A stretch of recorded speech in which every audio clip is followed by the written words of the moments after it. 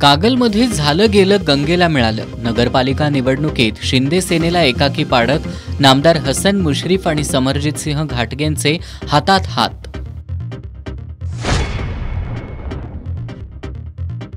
स्थानिक स्वराज्य संस्थांच्या निवडणुकीचं वातावरण तापत असतानाच आता न्यायालयीन हस्तक्षेपाची भीती. आरक्षणाच्या मर्यादेचं उल्लंघन झाल्याचा दावा करणाऱ्या याचिकेवर सर्वोच्च न्यायालयात 19 नोव्हेंबरला होणार सुनावणी.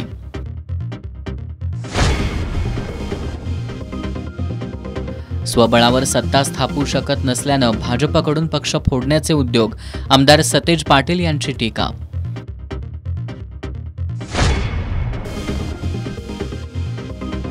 इचलकरंजी महानगरपालिका निवडणुकीसाठी फेर आरक्षण. 6 प्रभागातील आरक्षणांमध्ये बदल. काहींना लॉटरी तर काहींना धक्का.